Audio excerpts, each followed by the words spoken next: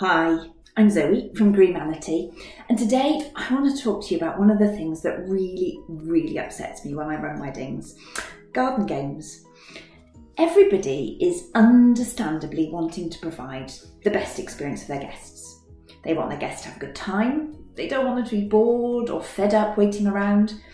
And the one thing that a lot of the time people say to me is, we want something to entertain our guests during the drinks reception. Everyone's been to a wedding where they probably don't know many people, they maybe only got one or two people to chat to, and they find the drinks reception quite a long period of time. Conversely, most people have also been to a wedding where they know a lot of people. They've lots of people to chat to, and actually, the drinks reception's almost gone in the blink of an eye. They've been having a few drinks, having a chat, eating canapes, posing for group photographs, and suddenly it's time to go in for dinner. Usually, the drinks reception lasts for about an hour and a half.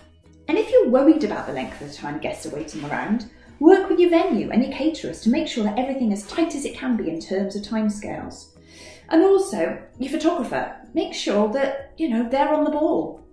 And your group shots are kept to a minimum. Group shots are one of those things that people think they need massive lists and lists and lists of photos.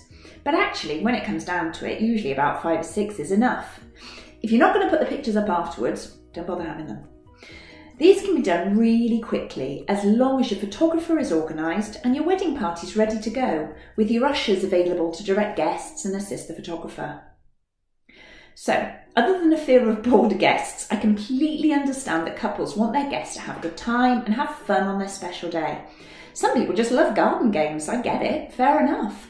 And I understand that when the weather's nice and everyone's outside, you want something to entertain the guests, maybe who aren't in as many photographs, or maybe they've got children to occupy. So, how do you get these garden games and where do they come from? What sort of games should you pick? And why should you, be careful about what they're made from? You probably only need realistically about 3 games as a maximum. Things like giant Jenga are always popular, maybe croquet, noughts and crosses, or even limbo. But you need to consider your surroundings. If you're near the sea or in an open area and it's windy, limbo is not going to stay up, I don't care how strong it is. Ideally, I'd love to see wedding venues hiring out garden games. They'd buy stronger, better quality, maybe wooden games that can be used again and again. It keeps the cost down for couples, it's an added bonus for them, and they're recycled week in and week out. But most venues don't do this, which is another issue. So couples are resorting to buying them, thinking that they will be used again and again and again in the garden in the days of the future. It doesn't always happen though. And the reason it doesn't happen is that couples have already spent lots of money on their wedding, and once they start researching games, they realise that decent games are actually pretty pricey. And so, naturally, they opt for the cheapest games they can find, invariably made of foam and plastic, which aren't very durable. And 9 times out of 10, those garden games do not last for a wedding day. They barely make it through the drinks reception half the time. They aren't well made, so they're difficult to put together. They blow away in the wind, children or drunk adults break them, and they end up being chucked away by the venue and not even taken home after the wedding day. I find it really upsetting every time I do a wedding and people say, I'm bringing my own garden games, because I know that I'll spend the morning building them and later in the day I'll be chucking them all away and looking for bits that are just going to end up in landfill or, incinerated. It's something that I really struggle with and I really hate, and it upsets me every time.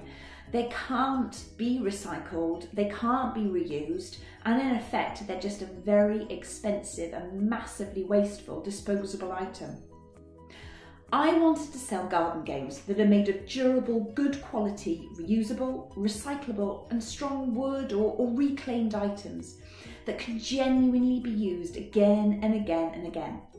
And if I'm completely honest with you, I'd rather the venues were buying them from us rather than wedding couples, because they'll definitely be used repeatedly. But if the couple pays a little bit towards the hire to justify them and justify the cost, maybe that's a win-win.